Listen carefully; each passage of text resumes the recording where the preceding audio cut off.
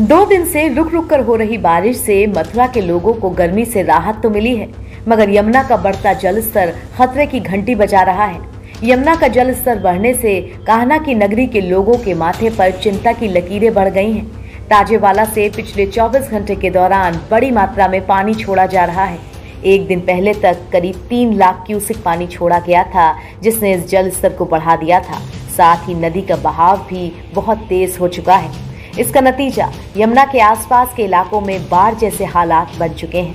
पिछले करीब 1 हफ्ते से यमुना खतरे के निशान के करीब थी और अब इसका जलस्तर लगभग डेंजर लेवल को पार कर चुका है। दिल्ली में तो यमुना खतरे के निशान से ऊपर बह रही है और हरियाणा में भी कुछ ऐसी ही स्थिति है।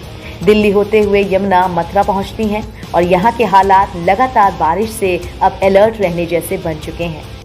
बारिश के कारण जो नदी का जल स्तर है वो बढ़ रहा है। इसको दृष्टिगत लोकल थानों को भी, सभी नदी के किनारे के जो थाने हैं उनको सूचित कर दिया गया है कि क्षेत्र में अपनी निगरानी बढ़ा के रखेंगे और इस पे सतर्क दृष्टि रखेंगे एंड तदनुरूप तहसील से तथा अन्य एजेंसियों से भी लगातार कोऑर्डिनेट करके सुनिश्चित करेंगे कि किसी भी स्थिति में अगर कहीं भी वैसे जगह जहां जलभराव के चांसेस बढ़ते हैं तो वहां से सकुशल इवैक्यूएशन किया जा सके। सर, किस तरीके से पुलिस जो है चौकसी बढ़ते हुए?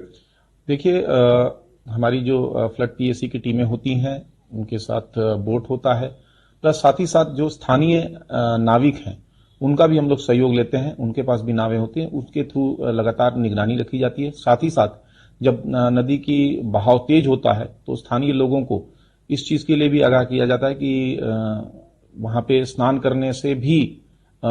करने के दौरान भी सतर्कता बरतें और इन तमाम चीजों पे निगरानी रहती है कि कोई भी व्यक्ति किसी भी तरह से उसके साथ कोई दुर्घटना न घटे।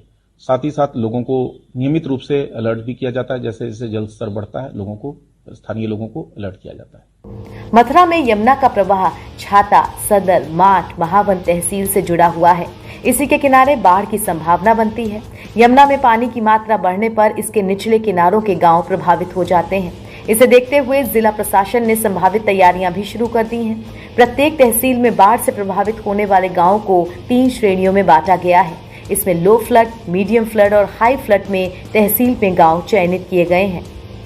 इन गांवों की आबादी के तहत ही शिविरों के लिए भी स्थान तय कर दिए गए हैं, जिससे बाढ़ आने पर संबंधित गांव के लोगों को इन शिविरों में ठहराया जा सके। इसके अलावा यमुना से सटे क्षेत्र में 40 बाढ़ चौकियां बनाई गई हैं।